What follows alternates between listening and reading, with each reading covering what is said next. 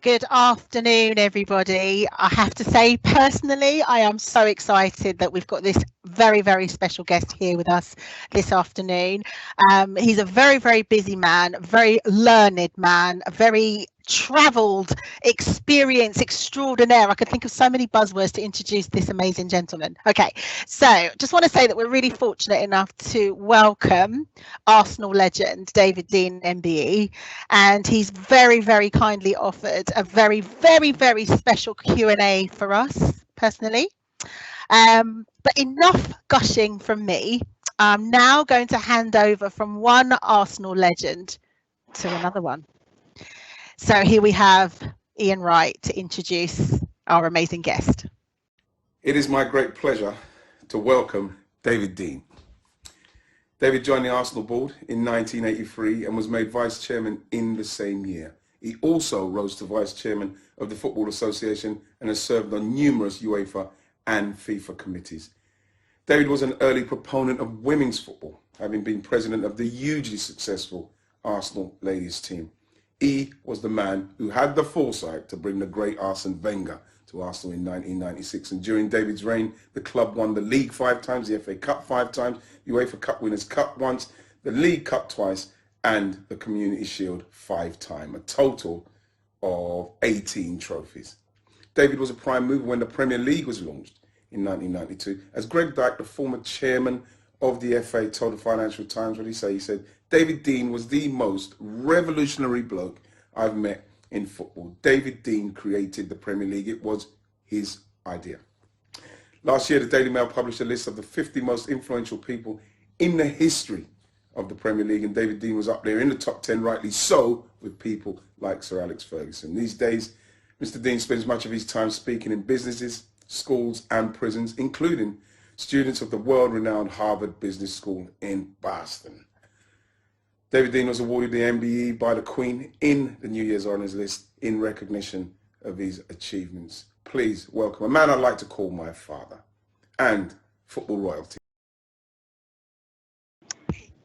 Thank you, Ian Wright. I definitely will agree. Definitely a football legend there.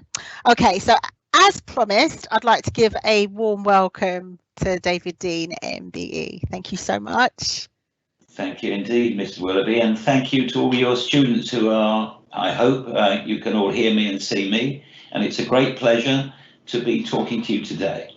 And of course, Islington plays a very big part in my life. Yeah, I think as we mentioned earlier, David, we're really looking forward to inviting you in the flesh moving forward. So fingers crossed with that moving forward. Yeah. Okay, so I'm going to kick off with the first question. Now, we've got loads of questions from our students here, so I've literally got them all listed here in front of me. But I think we should kind of start at the beginning. So this is my own first personal question. So can you please share with us the David Dein at 17 years of age? What were your hopes, dreams and ambitions back then? Mr. Willoughby, that's such a good question. When I was 17, well, football played a major part in my life. I would be playing football 3 times a week for my school, for my county, for my Sunday morning team. I really lived for football, and my parents were quite right. They were saying, you've got to concentrate on your schooling. And I'm very pleased I did, because I know we're talking to students today. And I always say this, I'm so pleased I listened to my teachers. And even now, nearly 60 years on, I still remember the name of one of my teachers, my French teacher, Monsieur Franou. Because if I hadn't listened to him, I may not have I got an A-level in French. And little did I think, when I was 17, one day I would have been speaking to Arsene Wenger and Thierry Henry and Manu Petit and Jules Grimaldi and Patrick Vieira and Robert Pires and Nicolas Anelka and all the French guys we had. They couldn't speak any English. So I owe a lot to my schooling, and my parents always were keen that I should do well in school. And I think at the age of 17, I wanted to be successful, and above all, I wanted to make my parents proud of me. And I think that was my goal. Wow. So definitely persevering with education whilst having this football passion was definitely something in the back burner. Yeah, and obviously I would love to be a professional footballer, but you know, very, very few people really get to the top and can do it. And I'm very pleased I enjoyed school, and I'm very pleased I listened to my teachers. And this is a message for all the students. Your teachers are there to help you. This is your moment in time to accumulate as much knowledge as you can. It will be the launching pad for your careers.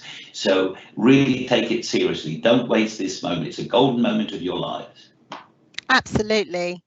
Okay, we've got a first question here from Akram, and it kind of follows on from your 17-year-old self. So what kind of motivated you to, how did you get to pursue this footballing pathway? How did it then go from education to your pathway and trajectory to get to where you got to now? Akram, that's an excellent question. And it's quite a long story, but I'll try and condense it into a couple of minutes. I actually went into the sugar business, by the way, and I was saying to Mr. Willoughby before, I was traveling around the world, particularly West Africa was my marketplace. And I was always an Arsenal fan, and I started literally standing in the North Bank at Highbury. And that was where I began watching Arsenal. I was taken there by a late uncle. Incidentally, if you haven't read it before, my story is not dissimilar in many respects to a book which you should read called Fever Pitch by a famous author called Nick Hornby. It was made into a film, it was a play. And, you know, we all go to a football ground, and invariably the first ground you go to, that's the team you support. And I was taken by a late uncle to Arsenal, and that was the team I supported. And I managed one day to buy one share in the club. And it was a bit of a do now. I stuck it on my wall in my bedroom. And it gave me an opportunity to get the accounts of the club. And I noticed that there were some shares unissued. So I actually had the temerity. I wrote and this is important, I wrote a handwritten letter to the board of Arsenal saying I'd like to subscribe for some shares. And then I did something really, and one of the mottos I'm going to give you today, I live by a motto. My motto is the motto of the turtle. The motto of the turtle is, you don't get anywhere unless you stick your neck out. I stuck my neck out. I wrote a letter to the Arsenal board, a handwritten letter, and I enclosed a blank check. And then I knew that they would answer me, and they did, and they invited me for an interview. And we'll talk about going to an interview in a minute. And from there on, I got invited to the board, and the rest is history. So Akram, I hope that answers your question. That is absolutely amazing. So there is something in there about if you don't ask, you don't get. If you don't try. Be frightened. You know, you must always, and I say this as well when I'm giving talks in schools and colleges, and indeed prisons, which I spend a lot of my time these days going around prison giving talks. The two words that I dislike most in the English language are if and maybe. I don't like it when people can't make up their minds. If should I do this, should I do that? Make up your mind, be a decision maker, go for it. Sometimes you may make the wrong decision, right? But at least make a decision. That way, that's how progress is made. And try and be original, try and think out of the box, try and be different from the next person. That is absolutely outstanding. So at the time when you went through this process and you were invited to sit on the board, what was your game plan? Excuse the pun. Yeah. All I knew is that I was a devoted Arsenal fan, and I wanted to try and improve the club. Don't forget the turnover when I joined the club, the whole income of the club was £1.5 million. Today it's 450 million. And that shows you the explosion over the years. Much of that obviously is to do when we'll talk about later about forming the Premier League and the television income. But so always my message there is have a go, be bold, be brave. In every successful person I've ever met in my life, you know, over the years you meet a lot of people, you know, Bill Gates, Jeff Bezos of Amazon, Alan Sugar, you see him on The Apprentice. They've all had the same three qualities. Number one is hard work. You will not get anywhere in life unless you're prepared to work hard. The second, you've got to have vision. You've got to know where you want to get to in life. And the third, you've got to have courage. You've got to have that determination to get there. So there's 3 tips for you to be successful: hard work, vision, and courage. They're the minimum you're going to need. Hard work, vision, and courage, indeed. Another question from Baran. So how did you actually become like the chairman of Arsenal Football Club? How did that actually happen? Well, it follows actually on, Mrs. Willoughby, from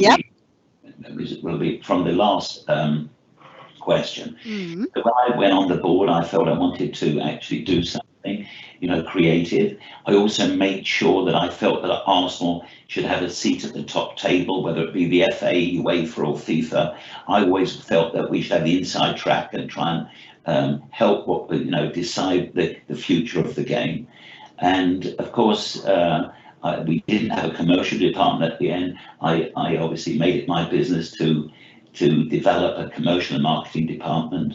When we were bringing in managers, I wanted to work with them to make sure we could get the best players coming in. Because above all, I used to wake up every morning and I used to look in the mirror and I used to say, get a winning team. You get a winning team, everything is easy.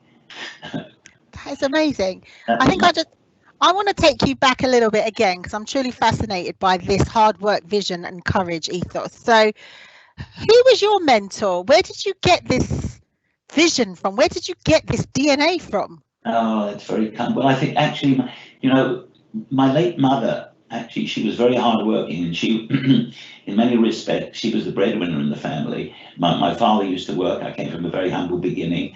And my mother always had tremendous drive and enthusiasm. I can remember always trying to get the textbooks for the following year. She knew if I was if I was in year 5 and going to year 6, she would make sure I had the books of year 6 or year 7 to read in advance. She would always give me that enthusiasm to drive me forward. And I must say, I'm very grateful to her. So definitely a determined woman. Yeah, for sure. Instilled that in you. Yeah. Okay. Joanne has a question. Hope I've pronounced that correctly. So she wants to know, how have you dealt with any kind of challenges throughout your career journey towards success? That's a very good question, because everybody gets challenges. Nobody's graph, no matter how successful they may be today, don't think they haven't had reversals. Everybody does. Nothing goes in a straight line. There's always going to be times when it will dip. But in a way, that's nature's way of saying, you know what, you've got to work harder. You've got to think of what you did wrong, go again. And never always pick yourself up, dust yourself down and start again. Never be frightened of a challenge. And anytime anybody says to me, oh, you won't be able to do that, it'll be very difficult. That's the best thing they can say to me, because I'm ready for that challenge. You've got to be ready for a challenge, to go for it. And I've always thought, I want to blaze new trails, whatever it will be. Like when we formed the Premier League, which changed English football forever. We'll talk about what happened. Yes. Proposed Super League. But in things like that, I was never frightened to be able to try and make a difference. I felt I really wanted to try and make a difference in my life, to make sure that, I guess, when I wake up in the morning, I always think, what can I do today? And I tell students this. Every January the 1st, when you wake up in the morning and you want a New Year's resolution, what you should say to yourselves, how am I going to make my life better this year? What's going to be different from last year? I want to make it better. So always think of going up another step, another rung up the ladder. You want to improve yourself. And that's always been my January the 1st. I always think, I'm going to make this year better than last year. Aim high, indeed. Always. My late mum used to say, shoot for the moon, even if you miss, and amongst the stars. She sounds amazing. Well, yeah. It's one thing. It's interesting when you talk about the challenges and kind of literally upping the stakes continuously. But I think one thing we can't forget is that the decisions that you were making were on a world, or should I say global platform. How do you deal with that kind of pressure where your decisions are exposed to the universe? How does someone deal with that pressure? Mrs. Willoughby, I think the thing is, what you have to do always to remember is that when you're presented with a problem or you've got an opportunity, right, don't turn your back on it. You might take it head on, and also try and bring people in with you. I always used to be collegiate. It's very rare that anybody can do anything by themselves. You're building up an organization. You need people. You in your schooling, you need other teachers, you need people around you. You've got to work as a team. And I've always tried to assemble a winning team. That's been part of my ethos. How do you get the right people in, the people that you think can make a difference with you and can think of the same way? It's like, a general going to war. You've got to have the right soldiers with you if you're going to go into a battle. Yeah. So that's So that's definitely a personality trait that you have, that you see the best in people and you see the talents in people. It's definitely a knack. Well, you know, not everybody can do the job. Yeah. Well, you have to, when you employ somebody, you have to make sure that that they're suitable for the job. Okay, we have another question from Suleiman. So he's now asking about, because obviously, as Ian Wright mentioned previously, that you actually introduced Arsene Wenger, the great Arsene Wenger, to the club. So I think he wants to understand what that journey was, what that process was in terms of appointing him as manager. Okay, Suleiman, they're excellent questions. Problem is, we're not going to have enough time to answer these, so I'm just going to give you a little brief excerpt of what happened. So I first met Arsene Wenger in 1989. He came to the old Highbury. He was just passing through for one day, and I got introduced to him. And actually, it was funny enough.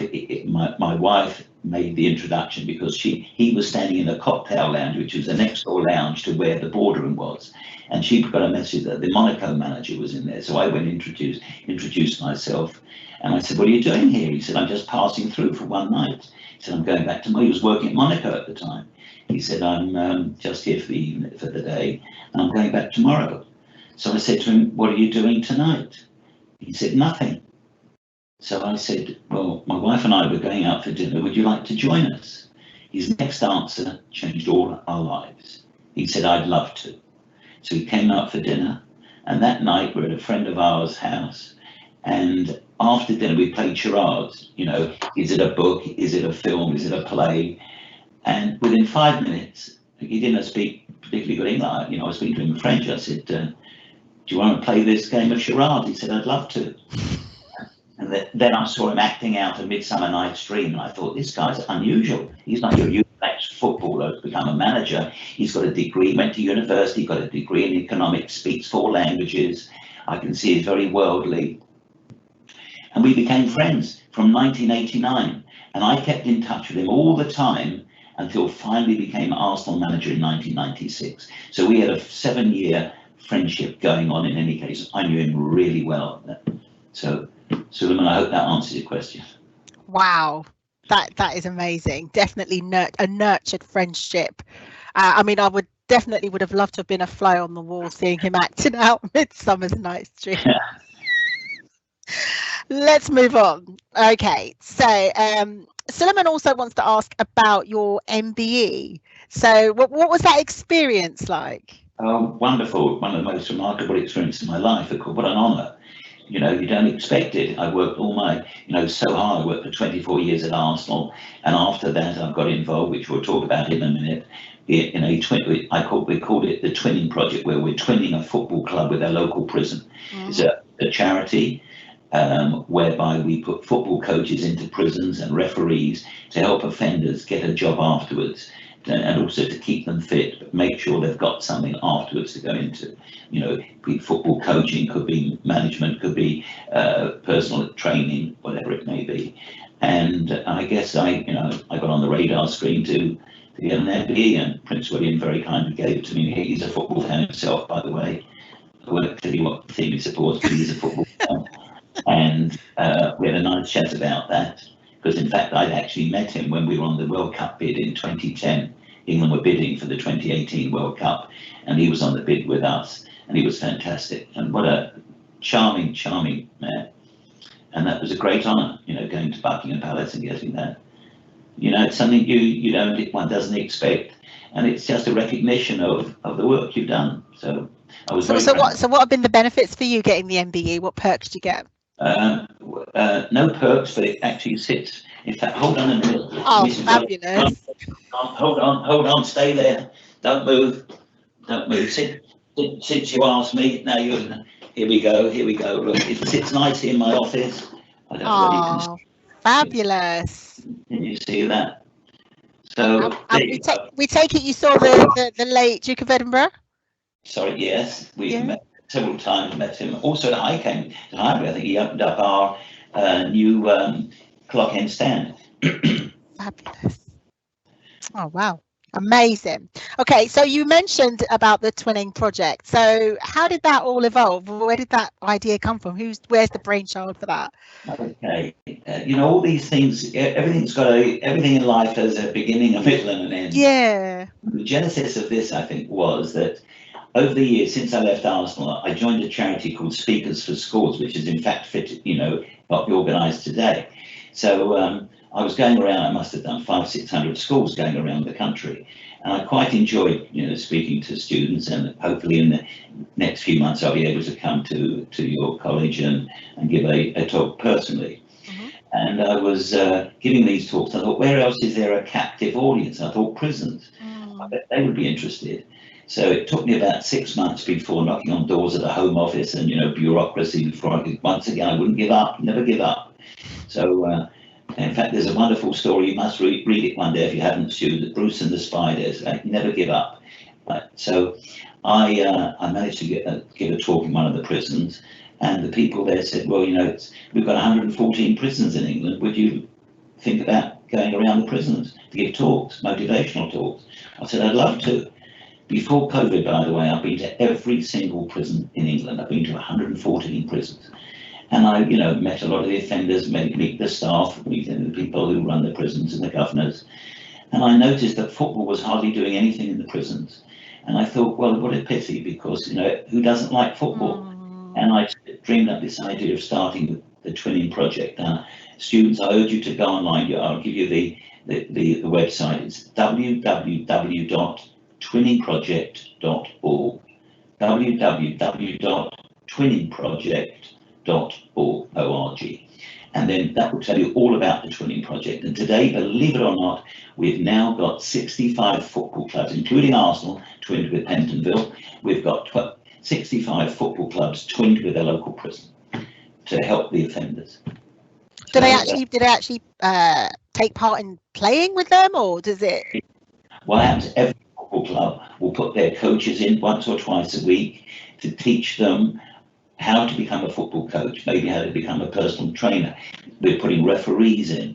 We're trying to get them something within the football industry with the objective to try and get them a job. That's the most important thing, to get them a job, because unfortunately, very few people when they come out of prison can get a job, and that's when they reoffend. We've got to stop that cycle.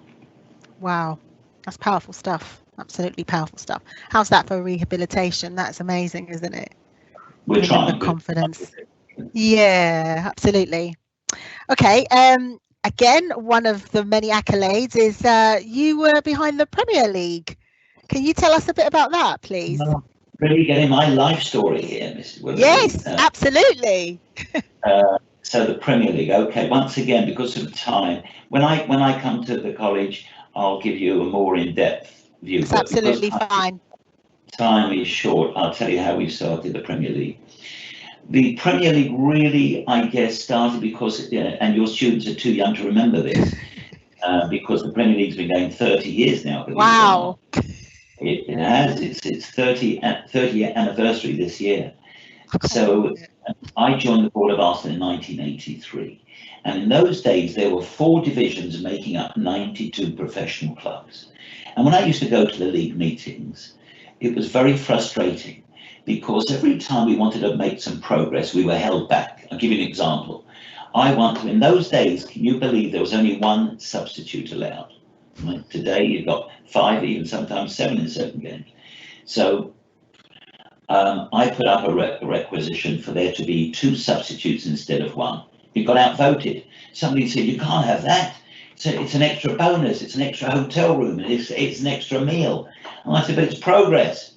And it was the voting that was all wrong. It was 1 club, 1 vote. What we had to do, we were always getting outvoted. So in the end, and I'm cutting it very short here, we actually decided to break away from the 4 divisions. We were going to take the top division of 22 clubs at the time and break away, form a whole new legal entity, reinvent ourselves, call ourselves the Premier League, and start again. And that's what we did in 1992. And the rest is history, because it's gone virtually in a straight line since. And now it's the hottest property in world football. So the Premier League is the most exciting league in the world.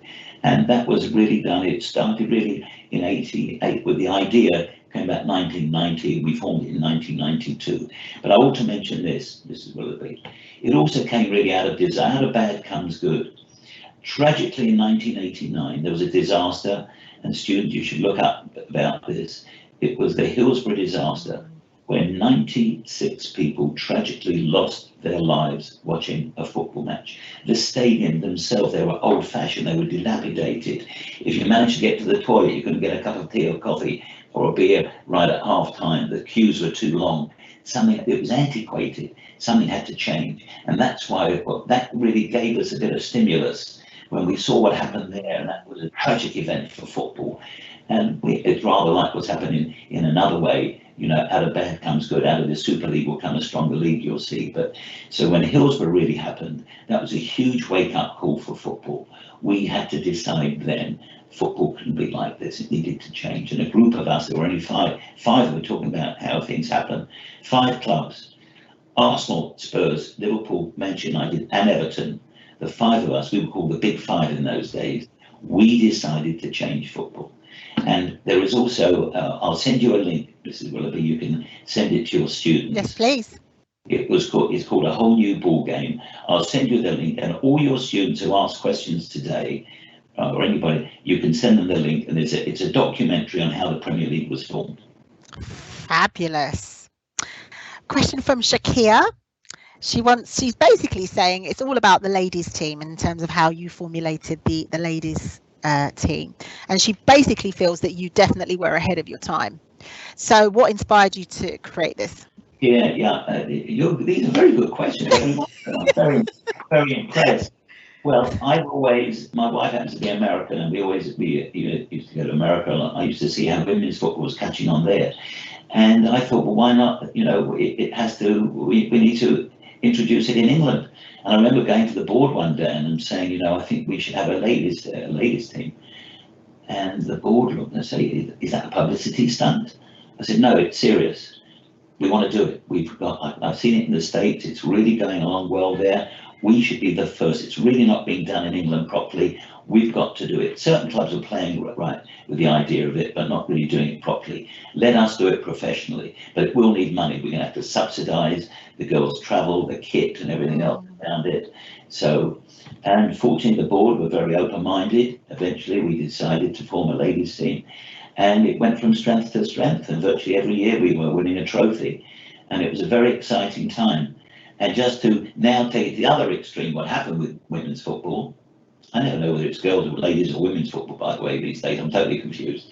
But all I know is it started with girls' football, then it morphed into ladies' football, now it's women's football. So it's women's football. So in 2019, it was the Women's World Cup, the FIFA Women's World Cup in France. I went to 20 or 30 games during that tournament. I was there for the whole month. And it was a fantastic tournament. And believe it or not, today, there are 1 million people, women, playing football today more than ever before. It's really taken off. And one of the journalists after the World Cup interviewed me and said, well, can you tell me, what do you think of women's football? I used this expression. I said, the train has left the station and is gathering speed. 100%. Fast track. And it's fast track. And it's so exciting. You can see this weekend, you'll see women's game on TV. And it's fantastic. So, and what's amazing about it as well is that it's kind of created this platform for ex-footballers to present sports programs as well. So it's literally evolved and morphed into something even more amazing, hasn't it? Well, every program you will see, women. I mean, I'm very close, obviously, to Alex Scott. And by the way, here's some breaking news for you. On Saturday, if you watch Football Focus, Alex Scott is taking over as host of Football Focus. And this fabulous. Phenomenal achievement for her. And, she was an Arsenal player. I remember when she was 12 years old in the Arsenal laundry, right, literally starting as an apprentice. Amazing. And she really worked her way through. Now she's a top presenter, and all credit to her. So. Wow. What a legacy. And that's only because she had the determination, right? She stuck with it. She also had a difficult upbringing, rather like Ian Wright, as you probably saw on television the other day. Watched that program, I think it was called Home Truths, Wonderful program. But Ian came from a very difficult background, as indeed so did Alex, and they've made their way up to the top, which is phenomenal. I've got so So much they pride. all had the hard work, vision and courage, just like you. Certainly did it. Yeah, you've got to. I have to ask you very quickly, and I know it's probably a huge one, but just in terms of your opinions on racism in football and the whole kind of social media kind of silence, etc. What's your view on that? Yeah, today everybody gets mobilized so quickly, it's so easy, and also people get nasty with it, and that's the problem. Where okay, everybody's got an opinion, I understand that, but it's the way you voice it, and the human word can be very harmful the way it's delivered, and I think that's the problem. And I can understand athletes and personalities deciding they're not going to use social media platforms anymore because of the abuse they get. Everybody's trying to do their best in life, and all of a sudden you get this from people who've never achieved anything in their life very often, and that's where it really hurts. Yeah. I've got 2 more questions for you. Okay, Yeah. so a question from Tyrese. You may not be able to answer this one, so you can answer it in 2 ways. So, who, in your opinion, is the best Arsenal player to play for the club? Okay. So you can either answer that, or you could answer it this way: who do you think is the best footballer of all time? I'll give you 2 choices. Okay. When anybody asks me that question, I always fudge it and rather say one footballer. I'm going to say the invincible team of 2003-4, because they were very special. They went 49 games unbeaten. And whether you're an Arsenal fan or not, even you think of Man City this season, they still got beaten. Liverpool last year, they couldn't go through the whole season without getting beaten. Right? Manchester United in their pomp, right, couldn't go through a season unbeaten. But Arsenal did in 2003-4. That to me was an achievement. And I had the good fortune to assemble those players together with Arsene Wenger, right? And that was something which I'm not sure when we'll see that again. But that to me, when anybody talks, sure, you can talk about Thierry Henry and Dennis Bergkamp and Patrick Vieira and all the Ian Wright and everybody. But actually for a team playing, and in the end, football is a team game. They always say there's no I in team. It's a team game. And we had a really magnet. So I hope that answers your question. And I'm going to follow that up, by the way, because when we talk about motivation, when I used to go to the training ground very often, always the last 2 players on the training ground, it had got dark and everybody gone home, there'll be Dennis Bergkamp and Thierry Henry still on the training ground, still work passes, free kicks, penalties, still working at their game. They're world class, not good enough. They want to get even better. So practice. You want to get good at anything, keep practicing. And that's what they did. 100%. Successful. 100%. Okay, so there's 2 things. I think you wanted me to prompt you about a plastic bottle or a bottle, some sort of container. Oh, yes. Okay, this is another example of sticking your neck out. Thank you, Mr. Willoughby. So I don't know can you see this clearly or not? Yes, we can. Okay, so it looks like shaving cream. This actually, it's called 9.15. Now here's the lovely, we've got a few minutes, we've got 5 minutes still? Yeah. Here's the story behind this, folks. In 2010, I was given the great honour of being England's president for our World Cup bid for 2018. England wanted to host the World Cup in 2018. Sadly, we didn't. We went to Russia. And by the way, they hosted it brilliantly. It was a really good World Cup. But we wanted to host that World Cup. And it took me around the world several times, meeting people to try to get them to vote for England. So one day in 2010, I found myself in Argentina. And I was giving a talk to try and get the South American vote. It must have been 2,000 people in a big auditorium. At the end of it, a guy came up to me and he said, "Mr. Dean," he said, "you seem to know your way around football. Can I interest you in my product?" I said, "What do you do?" He said, "I'm in the paint business." I said, "Paint? What's that got to do with football?" He said, "I've invented an invisible paint. It's called 9.15. I said, "What do you mean?" He said, "When there's a free kick, the referee will say, 'Take the free kick there.' He'll march out 10 yards. When he turns his back, all the players move forward. They cheat. They encroach." He said, "This stops all that nonsense." He said, we spray it on there, we move out 10 yards, there's another line, the referee can see immediately the players have got to stand behind the line, and that takes all that cheating going out of it. I said, Fernando, I said, that's brilliant. Now remember my motto, the motto of the turtle. Yep. You never get anywhere unless you stick your neck out. I stuck my neck out for old Fernando. I said, Fernando, give me some samples. He gave me a box of samples, and I got back to England. I gave it to the Premier League, I gave it to the FA, gave it to UEFA, to FIFA. Everybody listened to me. I said, we've got to use this product. It takes an area where there's cheating going on. Within a few years, Major League Soccer, MLS in America, they took it on. Our referees noticed it straight away. We were the first league in Europe to use it, and now every referee in all the major leagues use good old Fernando's spray. So that's what happens out of something so simple. So don't forget the motto of the turtle. Wow. That's absolutely amazing, isn't it? Just something else. Let me just show you this. After the Women's World Cup, the head of women's football, a lovely lady called Nadine Kessler, she was an ex-footballer herself in Germany. She made this up. It's a work of art. I don't know whether you can see that. Yes, we can. I don't know whether you can see what it says at the top. Can you see? Can you read? Yes, turtles only make progress when they stick their necks out. Right, so that's my motto. So there you go. I picked that there. That's definitely a life lesson. 100%, David. That is just absolutely amazing. So any last final message for our young people in terms of, advice in terms of their reaching their goals, and any last words from you now, David? Thank you. Mrs. Willoughby, I'll tell you, I was asked this question before lockdown. I was at a school, and I'd never been asked this question before until about a year ago.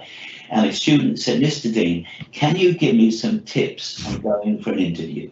Now, students, you'll all be going for interviews. It may be to a university, maybe to a college, maybe for an apprenticeship, maybe for a job. You will all be going for interviews in your lives.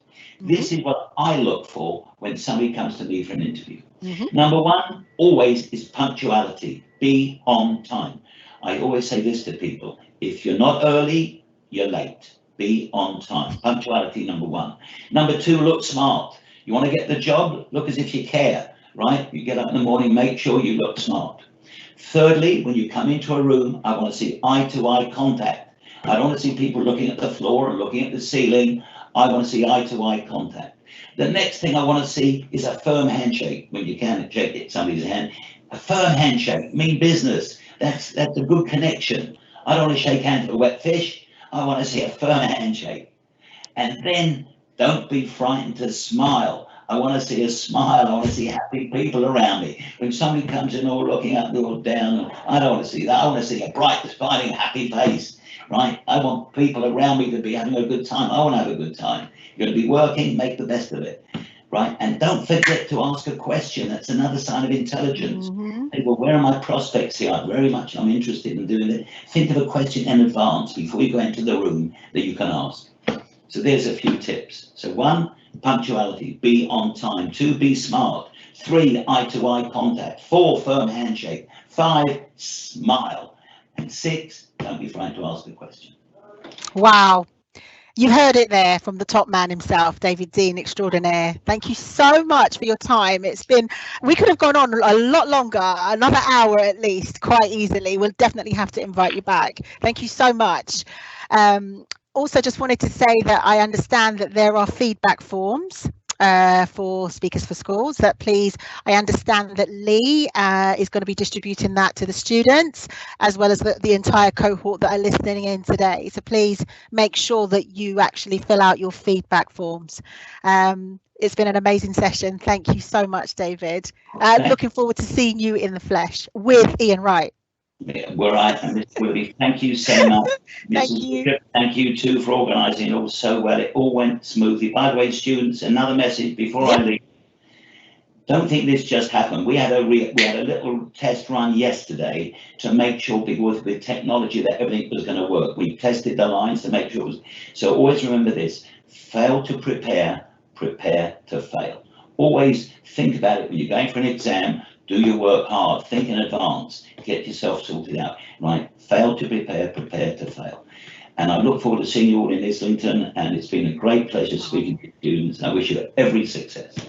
Thank you again. Take care. Thank you.